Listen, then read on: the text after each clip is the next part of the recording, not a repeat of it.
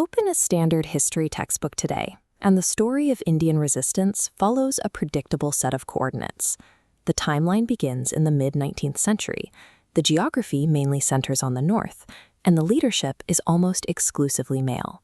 But in 1780, decades before the established timeline of the freedom struggle, a different force was blowing the gates off a British stronghold. This was Rani Velu Nachiyar. She reclaimed her kingdom of Sivaganga from the East India Company and governed it as a sovereign monarch for the next decade.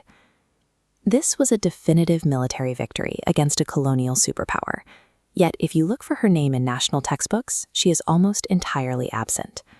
To understand how a victory of this scale gets erased, we have to look at the asymmetric, unconventional methods Nachiyar used to win. Her campaign began in 1772. The East India Company, expanding its reach into the Tamil heartland, launched a sudden assault on Sivaganga. They killed Nachiyar's husband in battle and forced the queen into exile. She withdrew into the rugged forests of Dindigul, treating the wilderness as a staging ground. Over 8 years, she built a coalition. Using her fluency in Urdu and French, she negotiated an alliance with Hyder Ali of Mysore, securing cavalry to challenge an empire.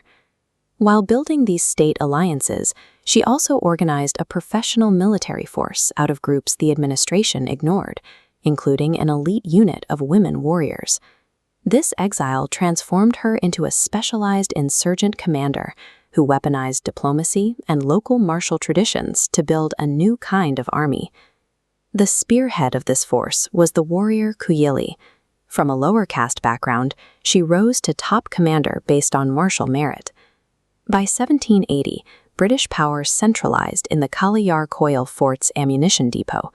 Protected by heavy concentric defenses, a conventional assault was impossible. But Kuyili found a way through. Setting herself on fire, she ran as a human torch straight into the arsenal. The entire British stockpile detonated. With their gunpowder gone, the garrison was helpless. Nachiyar's forces surged through the gates, reclaiming the fort. The victory was absolute. Sivaganga was returned to its queen. It was a demonstration that colonial military power possessed fatal blind spots when faced with indigenous tactical intelligence and absolute sacrifice. Velu Nachiyar survived her war. She rebuilt her kingdom and maintained her sovereignty until her death in 1796. Her absence from the modern record is the result of 3 specific factors. First, she fought in the 18th century, decades before the systematic documentation of the formal independence movement. Her Tamil identity also placed her outside the North-centric focus of early national historians. Second, the East India Company practiced active suppression.